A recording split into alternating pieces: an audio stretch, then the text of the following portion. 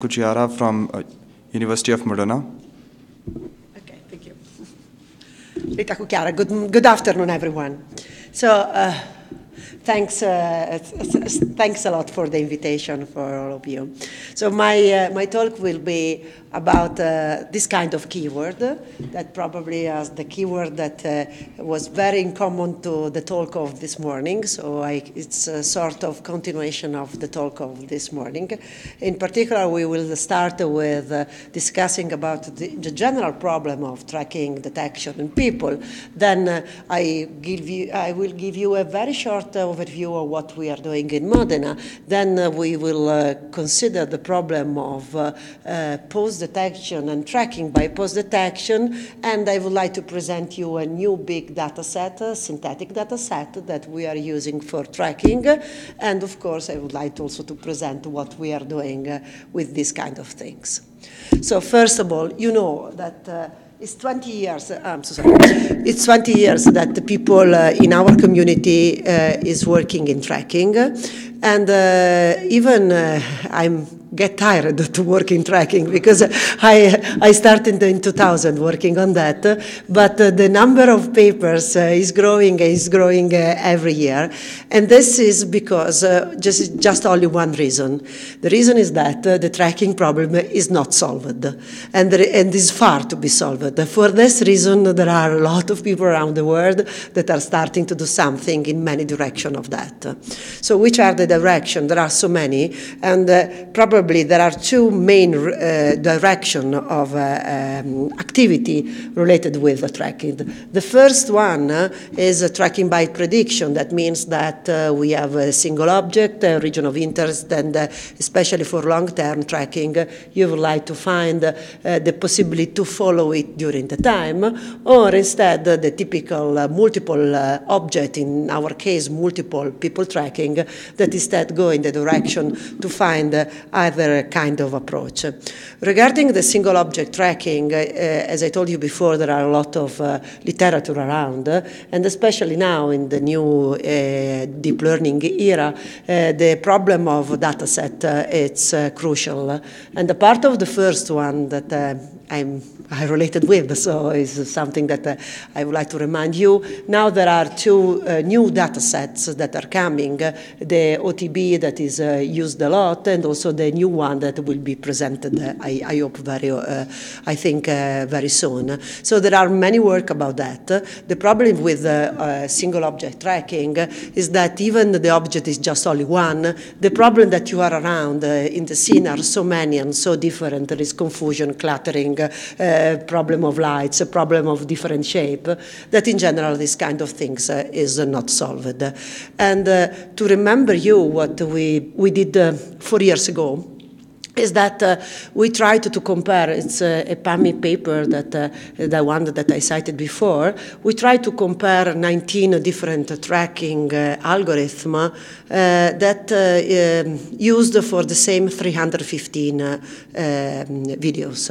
This is what we call the survive curve. That means that you can see how this tracking survives with respect to the difficulty of the problem.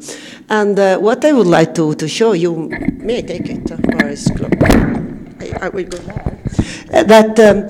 Look, most of that tracking system, but look, for instance, the simplest one, the cross-correlation that is around the NCC, that is not bad at the end with respect to the other. And what you can see is that very few, just only 100 of video are completely solved by this kind of tracking, but the other one, instead, the F measure is going down directly. And also the stroke that was the winner in that period is not able to find a solution in not more than 150 videos. And the last line is something that you say, if I have the possibility to put all together, to have the best of everyone, at the end I'm not able to solve the problem because I arrived till there.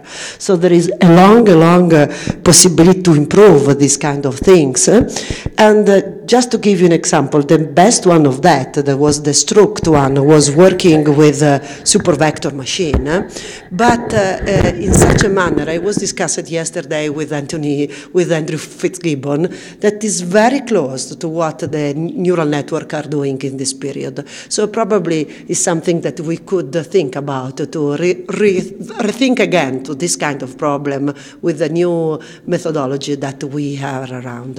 And this, of course, is done. This is a work of last year that was the winner of the vote challenge. But also in this case, you see from that example that the results are very poor.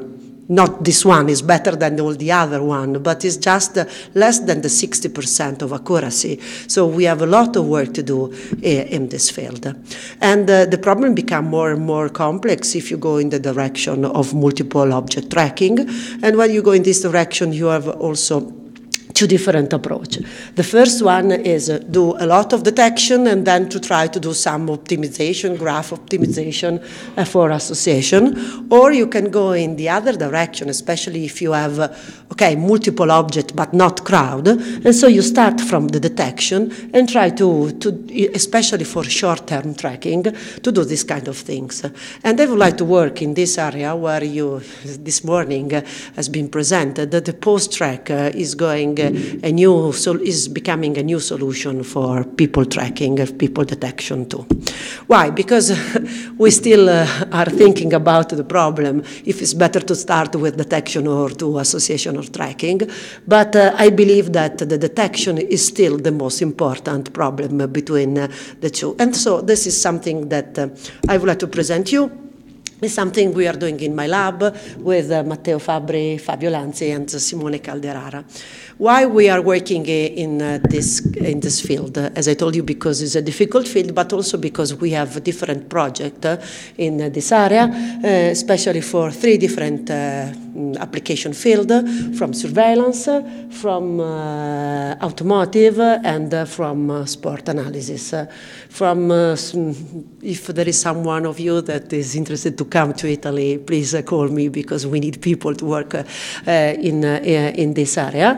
I started to show you something. From the tracking of surveillance, I worked in this area since a lot of years. This is the last work we did with Carlo Tomasi and in Duke, collecting a very large, probably one of the largest database of multiple people and multiple camera tracking, that now I know that after 2 or 3 years is well spread in our community. For instance, there was one work of Carlo Tomasi in these days in this conference about the use of this kind of data set to create a solution for multiple camera tracking. And we also worked in this area with 2 years ago for finding group of people working together with the assumption that the detection was good enough to do this kind of things. This I have no time to discuss longer about group detection, but this is something that for me is still very interesting, because after detection, after tracking, we try to find a similarity between the trajectory of the people that are walking together, using 4 different feature that I would like to say, more than feature aspect. The first one is something that is related to the proximity, to the distance between people. The second is about the similarity of trajectory, so the social identity, that means that they are going in the same direction. The third, that there are common goals, so the heap map is going in the same direction. But I think that the most interesting one was the one that is the middle, that is the Granger causality. I don't know if you know that. It's a method that has been proposed is a Nobel Prize in economy, that has been proposed to say that if one time series can be predicted better, putting together the information coming from 2 time series, so probably there is a correlation between that. So therefore, if there is one that changed direction and the other one changed direction, if one stop and the other one stop, that could mean that the people are grouping together. So we are used this kind of approach to find group of people that are there, and this is one of the data set that is available in my website if you want to use. For instance, what you can say there is the Milano Galleria, where there are a lot of shops and people in general don't stay alone, but stop in the shop windows looking around, and there are many other. In all of these cases, I believe that the most important problem is still detection. Look, for instance, this experiment. In this case, at the beginning, you have the zero detection error rate. So tracking, I would like to say, is stable enough. If you start to put some detection error rate, the circle are the detection, the other point are the missed detection or the state of the tracks. At the end, if the rate of detection errors grows up, so you are not able to do tracking anymore. So I think that we have to more concentrated to robust detection of people and then to the problem of the association. And we know very well that the problem of tracking is related to the problem of detection, because also in the fantastic mod challenge that we was discussing this morning, also in this case you can see these are the detection that have been provided by the mod challenge, but there are some errors around. And so with this kind of errors, really it's difficult to find the solution. As I told you, we are doing this for surveillance, but we are doing this also for automotive. What is the problem of automotive? The problem of automotive is that not only for autonomous driver, but also for human driver, that the human driver don't care about people when they go around, completely don't care. Look at this kind of experiment. This is another data set that is called Drive-I that is available. I'm happy because yesterday I see that also Honda is using that. We collected this kind of video, putting together information coming from eye tracker, information coming from the other camera, using the old SIFT to do registration for that, and to extract information like this one, where you see what the driver is looking for while driving. So this is a filtered result of the experiment with a human driver. And what you can say after many hours is that in general people look at the road, take care about vehicle, and absolutely don't care about people. Is less than 1%. Why? Because when we are driving, we think that the humans that are around are intelligent enough not to kill themselves in the car, so they stop before. But very often, at the end, it's not true, and for many reasons, there are many people that at the end died because of this kind of problem. So also in this environment, this is not human, but is a network that learned how to do the same task that is looking around when he's driving. Look, for instance, look there, this is after the segmentation. You see what the people and the network that is trained with the same manner is looking around. And if you take care of that, look, for instance, in this case there are many people, the red one, but the driver don't care about them. Look at in others. Here there is one person that you see is on a bicycle, but also the driver don't care about it. He's look about the street and about the other car. Or in this case, for instance, there are people that are around. The driver look at the people in the bicycle because in the middle of the street, but don't care about the other one. So also in this case, tracking people around is still a problem and is crucial for many applications. Final application, don't want to say anything because, you know, for sport, for any type of sport, there are a lot of problems related with tracking. So, the new trend. As I told you before, the new trend is that standard people detection, we could try to start with the pose detection. And there are a lot of work related with pose detection. These are just only 8 papers that have been published in the last 2 years. Some using pose detection for images, and the other one use pose detection for video. The third one is the one that has been presented this morning that is fantastic and is something that we are using. I give you some example. There are some of that start just only with simple images and do, in this case, for instance, they do before detection and then pause, so it's not useful for me. But the other one, instead, they look for the join and then try to do detection. This one is the work of this morning that take into account not only the joint, but also the relationship between joint. And this is the architecture that has been presented last year here at CVPR. There are many other. This one is the one that has been presented 2 days ago, and this one is working with video. In general, when you want to do tracking using this kind of things, you start with a lot of points, the other key points or the joint, and then use graph matching or graph optimization in order to find the correspondences. And so I have no time to give a big review, but there are many of them that are working. And what I would like to say is that this part affinity fields that I will show you that has been proposed last year I think is something that is very interesting. What's the problem at the beginning? The problem at the beginning, as usual, is that we need data. And the data we have for action analysis is fantastic, but the data we have for tracking are not enough. And so this is, for instance, an example of some data sets that we can use for tracking people. Like, for instance, look at the difference. There is more challenge where you have 6, 5, or 50 people for frame. In the other one that instead are used for pause, in general there are few people, or at least just only one. The pause track has more of that, I will show you after. There are a lot of frame because I've been considered for the problem of deep learning, but at the end you have just only one person and are very simple. Give you an example. This is the Penn Action dataset from Penn University. This is the one from Germany for Max Planck, useful for action analysis.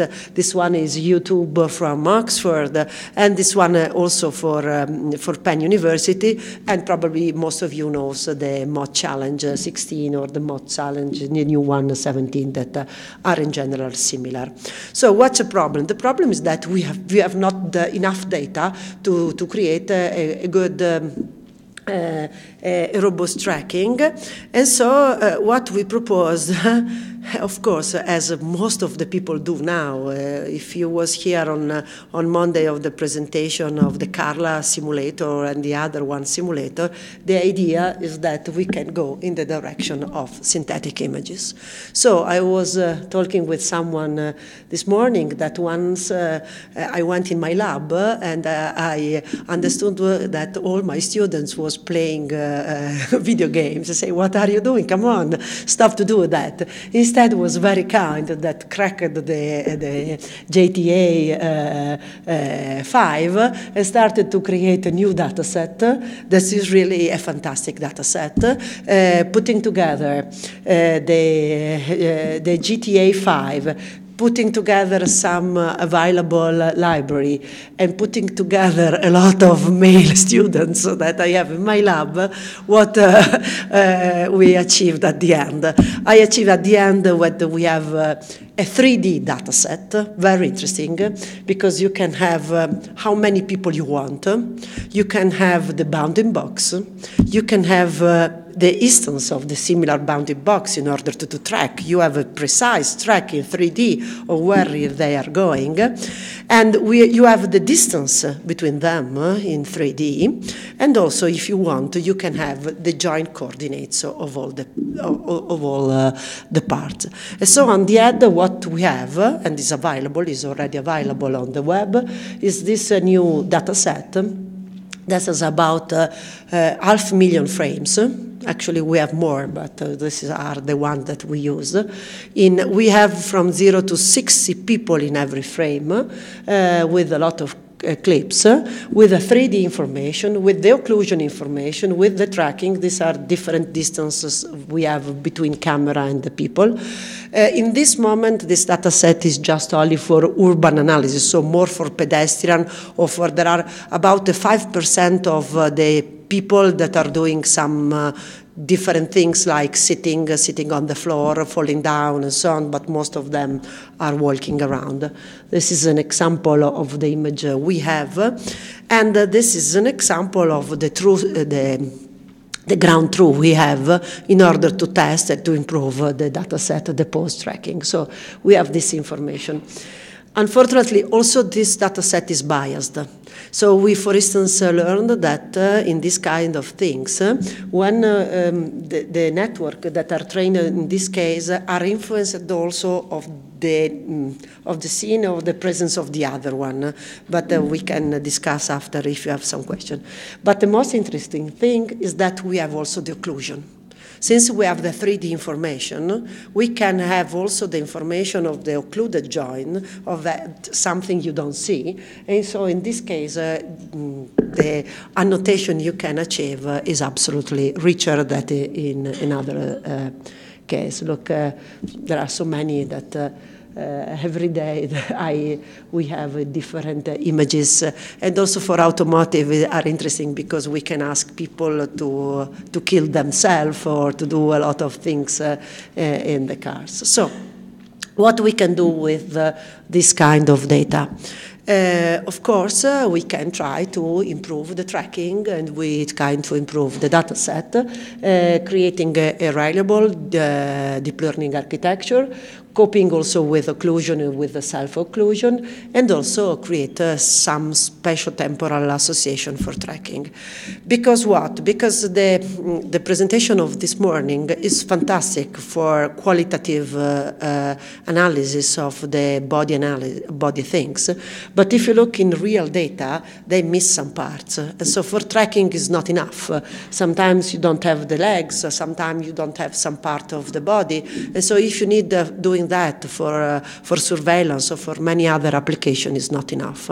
So what we are proposing is a network that is a sort of improvement of what has been proposed yesterday. This is just only the first part that is used for single images. So in the single image you have three different, I can show you better here, you have three different way, starting from classical VGG in order to extract some feature. We have one way that look for the heat map of the joint. The other one look for the occluded joints that we have in the data set. And the third one is what is called a path, so part affinity field that find, I will show you, the connection between the two joints. And this is an example of the single joint. What we added is the possibility, since we know about something about the distance, we also can modulate the area of the Gaussian where the point could be in dependency of the distance of the object, of the supposed distance of the object. This is what is called path that have been presented last year for the first time. So the possibility to create an affinity field that say that is very probable that this kind of joint should be connected with this joint. And we use this kind of things both for the green one point that are the visible joint, and also for the red one that instead are the one that are occluded.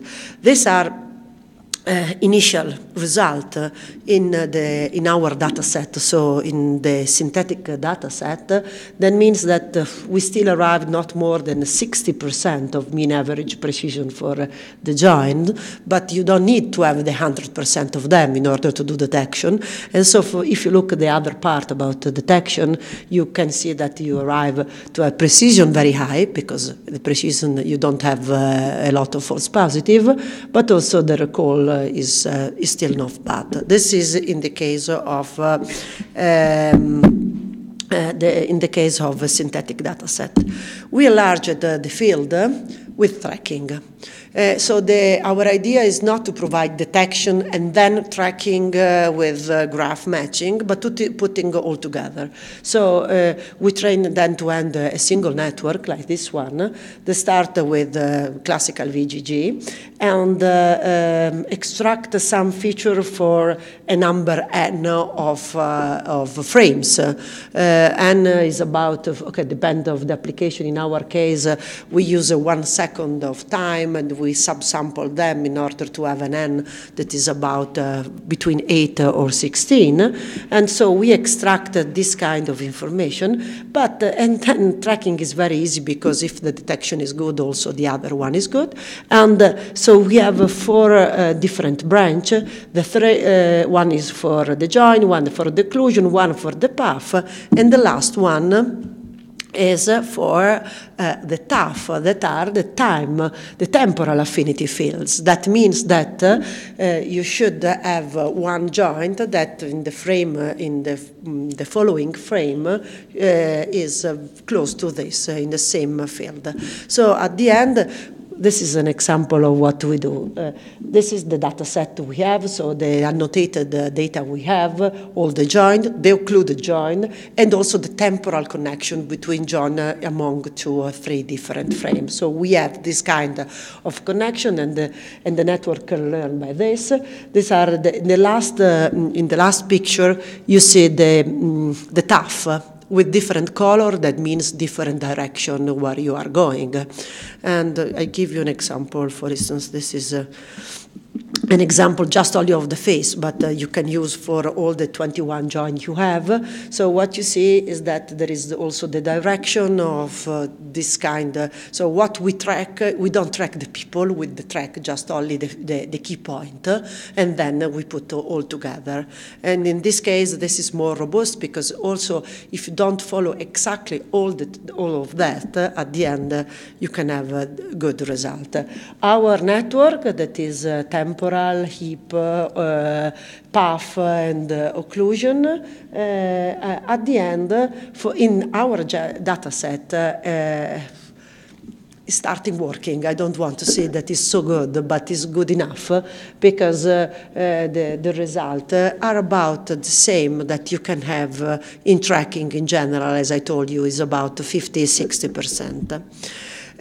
The second step is what every one of us can ask. But if you're working in this data set, how can you do in real data?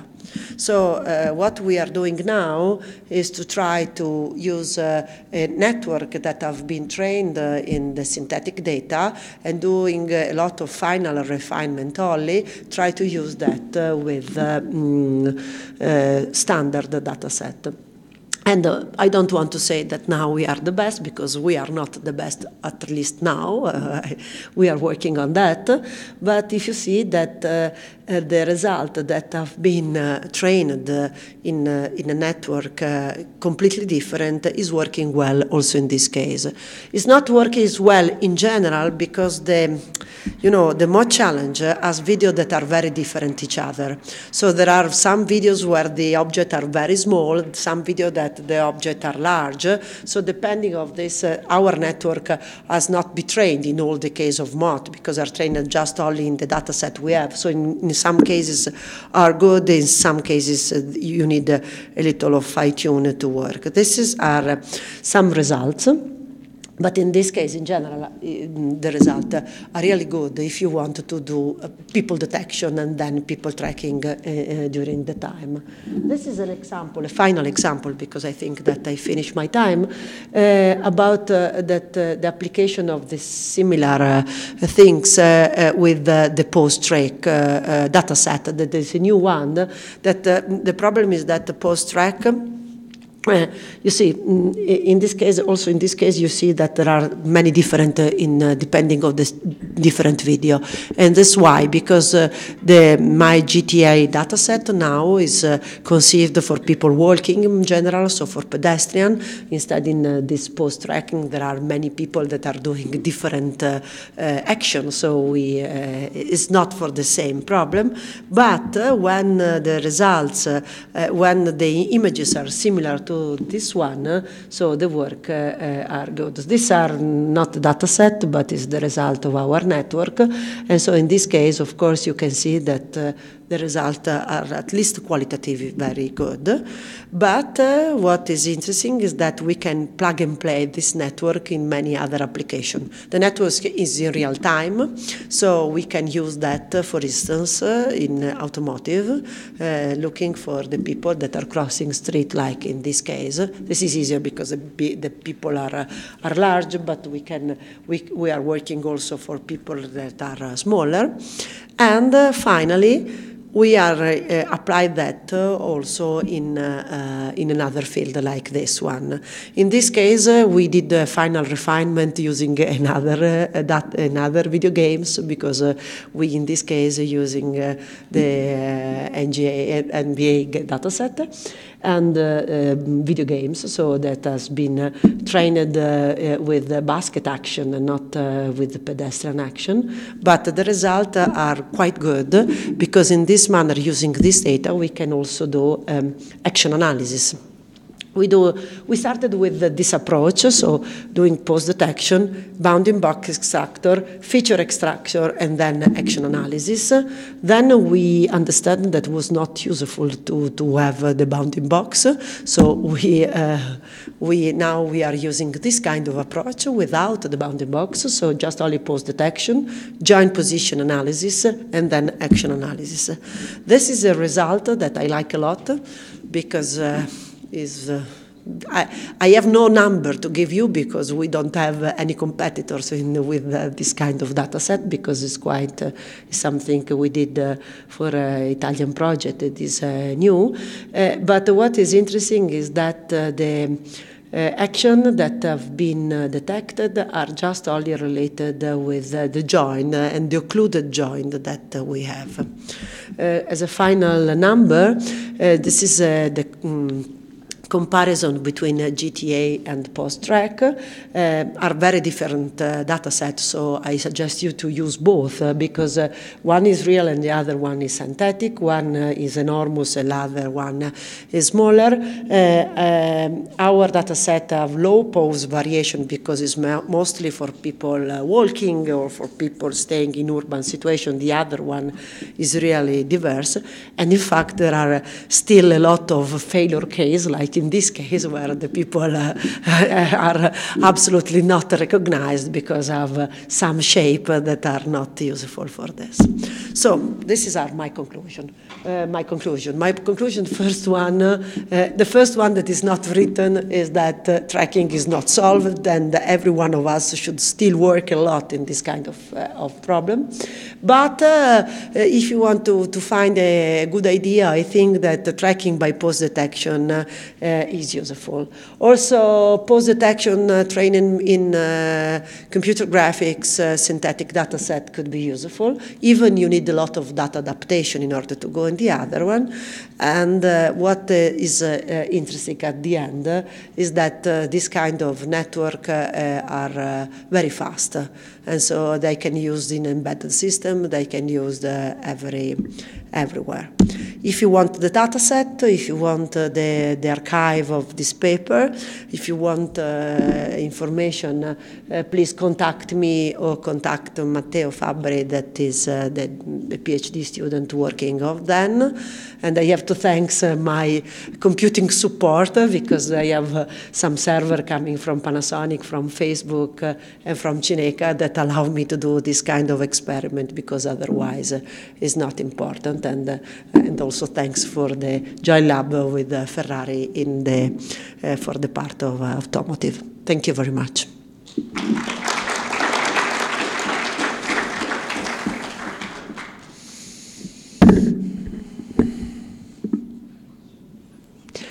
Questions? Okay, start here. When you go from synthetic data to real data, what are some of the tuning techniques that Okay. From one side, you should have similar data. It's something you cannot use data from one type and using another one. For instance, at the beginning, I had one data set with 1 million of frame, not 100 million, but was the same type, and it was not possible to use this for people that was in another type. But for similar things that are pedestrian only, at the end we use, for the data adaptation, we use a final refinement using the bounding box coming from Mode Challenge.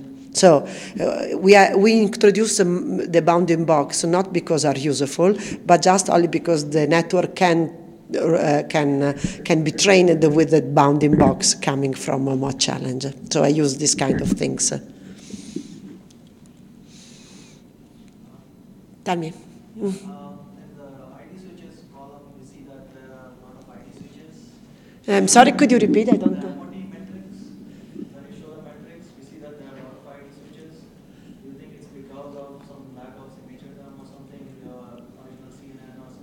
Yeah, I agree with you. I agree with you that we have to be to look at the measure and that we have to use, because the measure are completely different. For instance, another problem we have with Mode Challenge at the beginning was that we had terrible result. I say, but why we have terrible result? Because the bounding box that has been designed by human is completely different to the real bounding box that you can infer whether you have the pose. Because if you have the pose and you take the smallest bounding box is possible. So what we did, we enlarged a little the bounding box. So we did a fake bounding box in order to be compliant with the bounding box of Mode Challenge to have enough good intersection over union. But look, our goal is not to solve the problem of Mode Challenge, but our problem is solve the problem of tracking. So I'm sorry, I think that Mode Challenge was fantastic for everyone who was working in tracking, but it's the time to go over, because we cannot just only stay together to do the play to improve the Mode Challenge. We have to solve the problem of tracking. So I think that we need also other kind of features.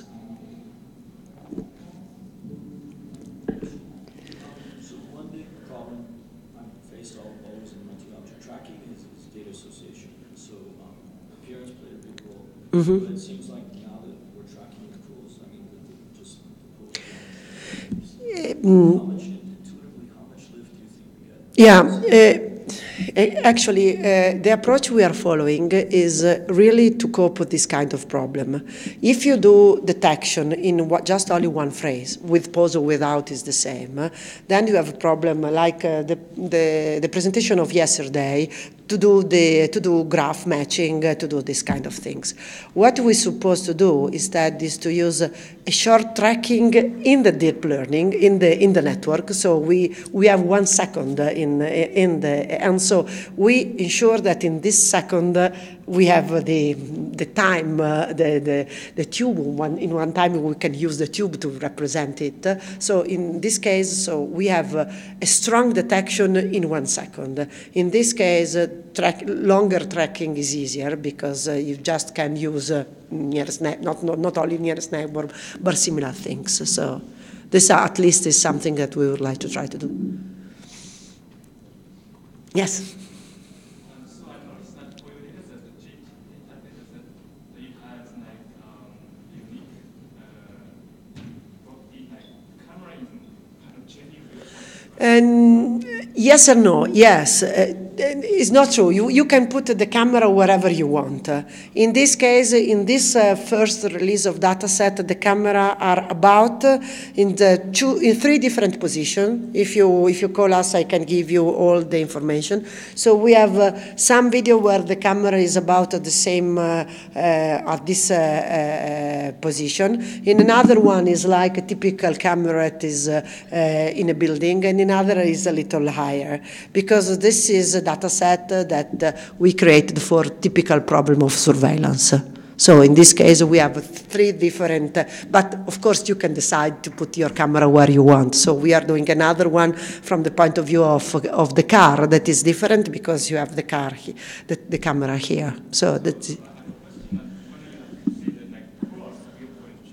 Uh-huh. Yeah.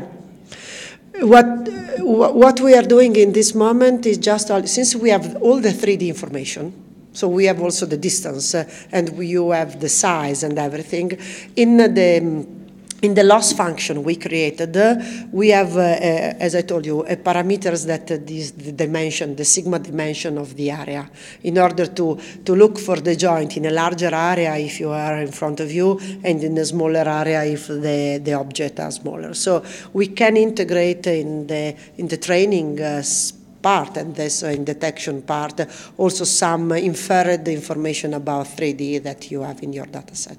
You could do a lot more. Since the data set will be available, you can try to do what you want with that. Did you analyze a bit in which situations using the joints helped in the tracking accuracy? Like, was it just that you get more detections, or like in cases where you have occlusions? Could you repeat the first part of the question? I didn't. Like analyzing, you analyzed like in which situations using the joints instead of just using the detections. You say one is better to use one and one is better to use the other one. We tried to do a lot of, in general, tracking the pose is more robust because you need, it's just enough that you see a leg that you can detect something. Of course, when you have everything in front of you, also people detection in a, I would say, standard manner, it's good enough. I strongly believe that using pose detection better than we do now will be really more robust. But it's just starting now, this kind of thing, so we have to work. There is another question there, or? Ah, no. Okay, sorry.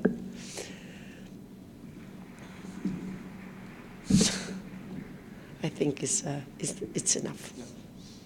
Okay, thank you.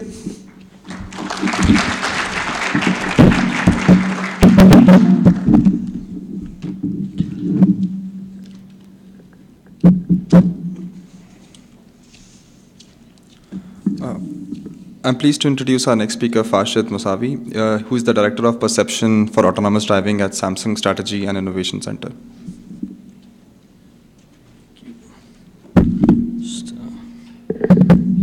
I'm going to connect this guy.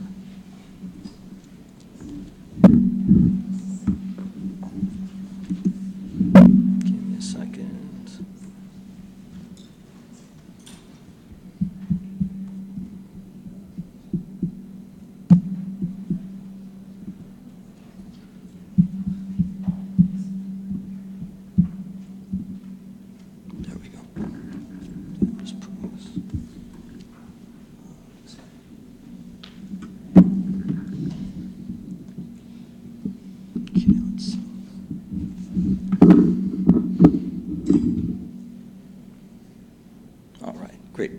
Okay, good afternoon, everybody.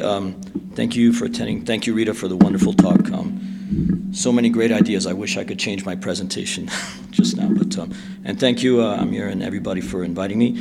So I'm Farshid Mousavi. I want to talk about the work our team has done at Samsung Smart Machines. I'll talk a little bit about what that is, and basically why we think joint detection, tracking, and prediction are extremely important. So I'm going to give a little background about ourselves and the platform we've put out this year.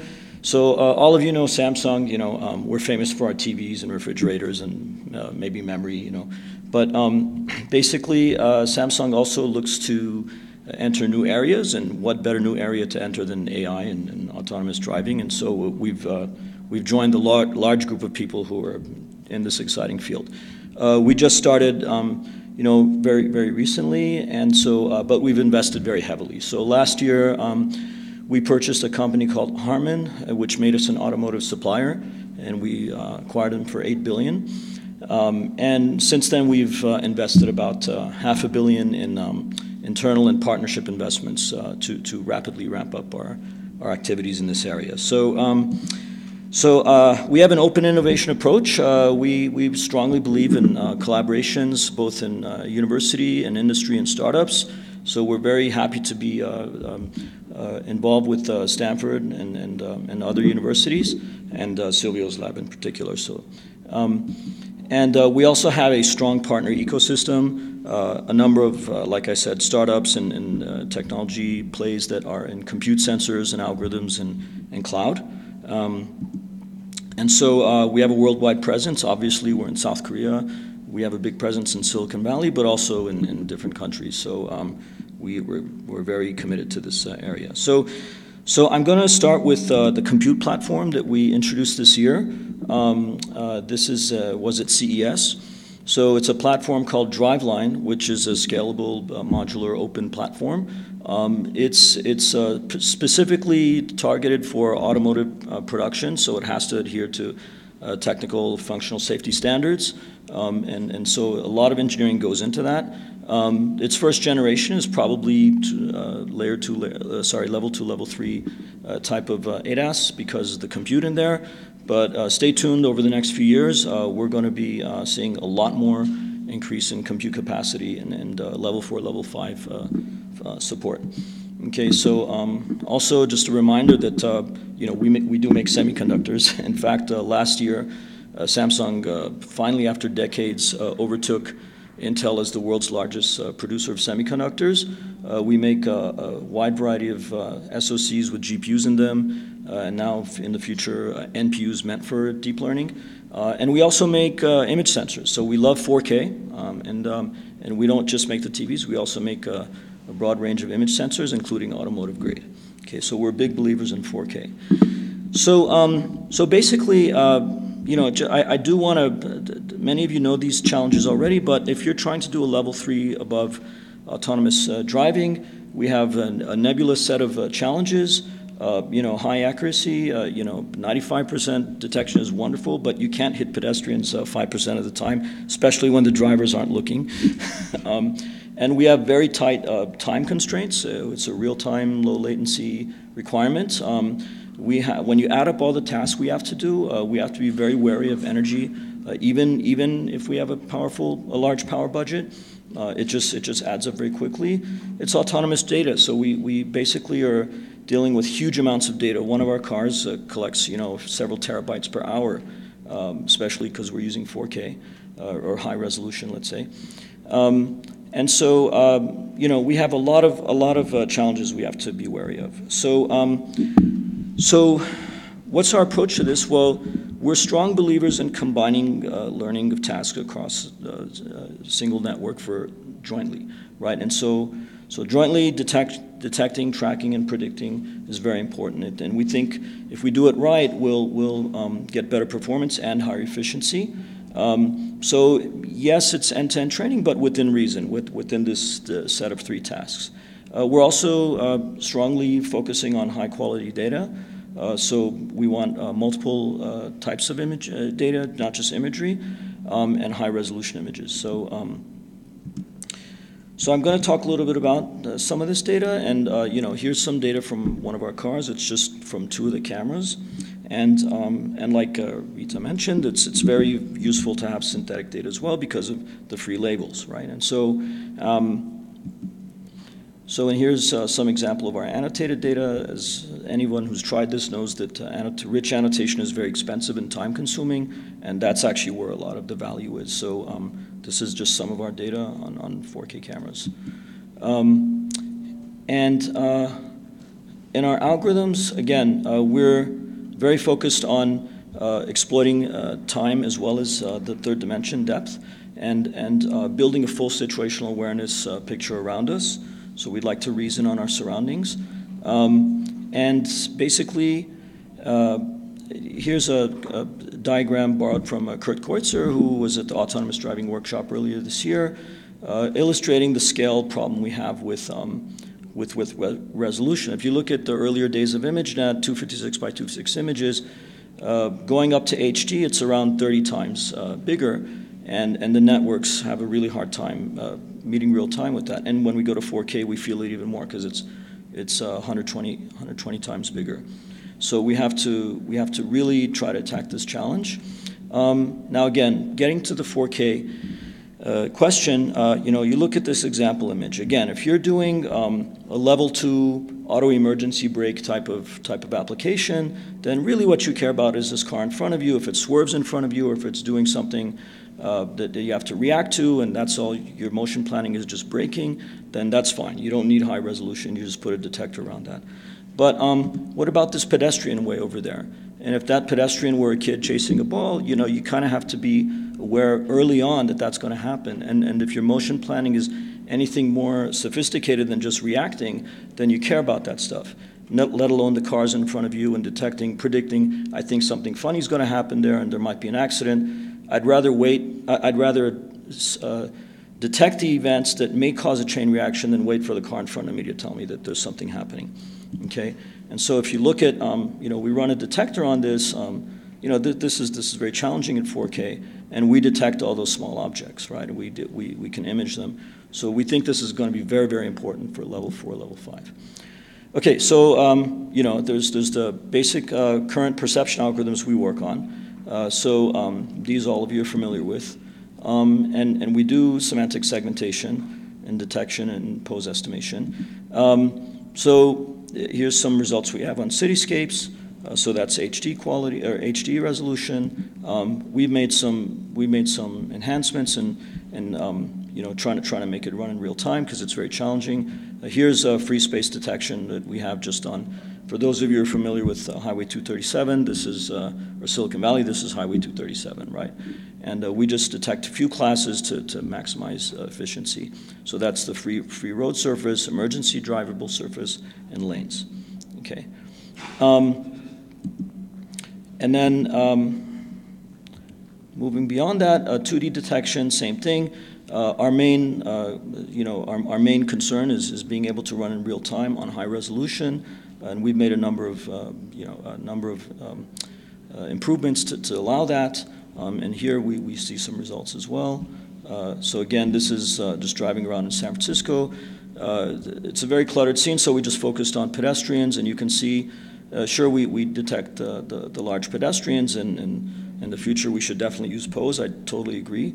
But for the pedestrians that are very far away, it might be difficult. I mean, it would be really cool to get pose on them as well, but we do think it's important, especially in urban, crowded environments, to see pedestrians and targets like that very far away and be able to build up some sort of a prediction and behavior analysis up for them so we can react much sooner. Okay. Okay, and this is about 2.5 frames per second. Okay. So then, we wanted to basically move on to pose estimation, and like we heard today, that there's been wonderful work done since last year on basically the work that you heard about this morning and other talks. And as you heard, there are basically two main tasks in this pose detection. Is we have to detect key points and joints in humans, basically elbows and wrists and things like that. But we also detect part affinity field. So one idea we had in our team was basically, can we combine these tasks into a single network, but in a structured fashion, and we call this a coupled recurrent network. Okay, and basically we've applied this to pose detection, and the concept is basically this. On the left, you see basically two networks. Let's say you're applying an LSTM to a task, and you have two tasks, so you have two LSTMs. So on the left, you have two LSTMs running, and you basically combine the results at the end. But what if you take the output of each LSTM stage and basically inform the next stage in the other LSTM and couple these together? And so in tasks where the information is tightly related, like in pose detection, it seems that should help you. And so we indeed see results. And so here, again, like if you look at the right ankle and right knee, we're basically seeing this refine over several iterative steps, as well as the part affinity fields. And each, so in this picture here, basically for the pose detection application, each of these inputs is the same image. It's just repeated. So this is an unrolled iteration, basically. And so for other kind of tasks you want to apply this to, you would feed other things. But for this is just a single image. And so you see that basically these outputs are being refined. Okay, now this is over, we've shown here 8 steps, and each step is only like something like 6 milliseconds. So it's not exactly real time, but it's like almost about 20 frames per second. And it allows us a nice way to trade off speed and accuracy. You see here that you improve with steps your detection accuracy on each of these joints, and you basically see in the case of the head, which is the easier one, you start from a good place and you improve quickly, but the wrist, which is the harder one, it starts lower and it takes longer to plateau. So you can choose to have a stronger detector for each of these and spend fewer steps improving, or vice versa. So it allows us a knob to trade these things off, and we think that's valuable. But it's not just this trade-off that's useful, it's also we do get better results. And here's some qualitative results where we see basically in the state of the art, you know, these are very difficult cases, and you know, it's understandable, you know, it's hard to detect those, but you know, with this coupling approach, we do get detection on those hard cases. And same here in the racquetball court, or whatever court this is, we see. And here we see particular difficulties. And here's one of my favorite, is the couple dancing, and it's very hard to distinguish between the man and the woman's leg, but we managed to do that as well. So we're very encouraged by these results, and yeah, there you go. And we also have some quantitative results compared to the state of the art. We do see some improvements, and so these are early, and we're very encouraged by them. There, the CRN, you know, different values of F basically are telling basically how deep your hidden layers are, and so that's just another hyperparameter in your network. We've also applied this to activity recognition, and we see some improvements there on the on these 2 data sets. In that case, the inputs to the 2 networks, in one case are the sequence of images themselves, in the other case they're a sequence of optical flow images that are basically derived from those images. Okay, so it's basically complementary information. So we're very encouraged by this, and we think that that this sort of architecture could be used to combine and train and learn jointly. Okay, so so to recap, we're basically proposing this coupled recurrent network. At the moment, it consists of 2 parallel recurrent networks, and it's great if you have, you know, like 2 tasks which can be formulated with 2 sets of inputs and features. Theoretically, you could extend this to more than 2, and I don't see why not. It's just much more complexity and the associated computational capacity and training difficulties. Okay, right now it's on the pose estimation, but we believe there are ways to extend this to help jointly learn at least 2 of these tasks, the detection and tracking. If we can do prediction as well, that'd be wonderful. Okay, now there's a lot of open questions to remain, and we're going to look at these, and we encourage we'd love to hear your thoughts.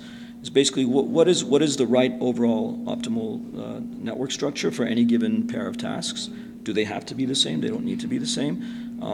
Like in any joint end-to-end learning, what does that do to the amount and type of data you need? Because you have a lot more latent space, and you need to learn a much bigger manifold, right? And ultimately, what's the trade-off? What are the performance gains we get, and the computational and statistical efficiency gains?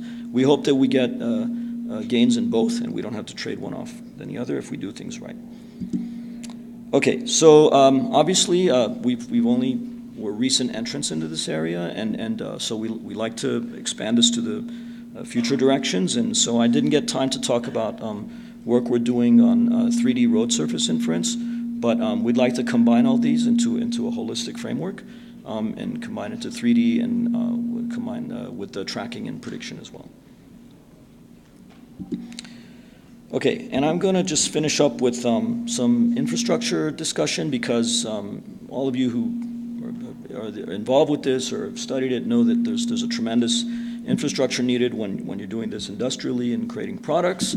And basically, we just like we've heard, we take a combination of real data that we collect and annotate, and simulated data. And basically, we feed this and just are constantly building and creating data sets, and basically, creating a huge corpus from which we can derive data sets.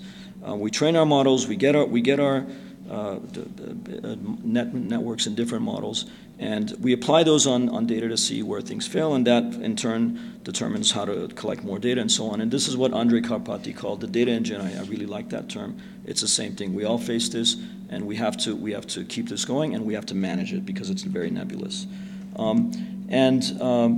So there's a lot of moving parts of this. I won't have time to talk about it, but we're heavily spending a lot of our effort in all of these as anybody else who's doing this would.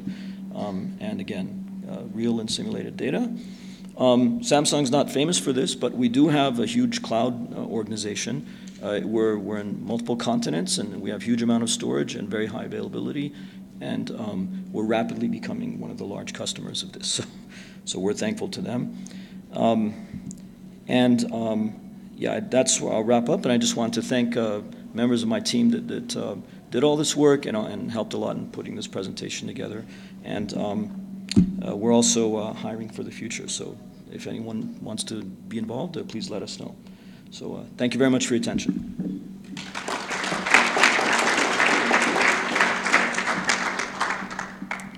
So any questions? Yes? How much more difficult is to train those two coupled It's a very good question. So this was the first thing we tried, and basically the person who did this isn't here, but my understanding was it was a lot less difficult than we expected because they were pretty good. The two LSTMs were good to begin with, and so you pretty much could just use it out of the box. But we don't expect to be so lucky next time. Yeah. Yes? For your 3D eroded surface inference, did you use more classical, or are you also using it? I would say it's a little more classical. I mean, we use a combination of multi-view stereo and LiDAR, and so for dense stereo, it helps us the most if we're trying to do generic optical detection, and for that, we use just classical at the moment. But as we expand in the future, we'll be looking at end-to-end as well. So, anybody else? Yes, Rita. Probably it's not a question, but it's a comment. I think that, of course, stereo cameras so informative that are important, but at the same time are very expensive. Yes. Single camera. Yes. And probably when in the future a high dimension, high resolution camera would be available at low cost. Probably this could be right. Absolutely, yeah. I mean, stereo is very expensive. We tried on 4K. The companies don't like to use these kind of things. At least my experience that. Yeah, there's a few that do, but you're right. They're the minority, and it's just very expensive. There are people who've made chips to do this and offload the computation, so that helps a lot. But actually, one thing I'm really excited about is what you talked about is if you detect poses, and now you have just a discrete number of points, then just do reconstruction on those points. It's much easier because you have calibrated cameras and everything. And just imagine we can track skeletons in 3D, basically. So, but absolutely, yeah, we'd like to rely on stereo less. So, yes? To get around the stereo problem, have you tried projecting the LiDAR space, the pixels? So yes, so our LiDARs and cameras are calibrated, so we can project LiDAR depth measurements back in the image space and vice versa. So yeah, we definitely do that. And so part of our fused multimodal is that. So okay, if there's any other questions, or should we wrap up? Okay, good. All right, thank you very much.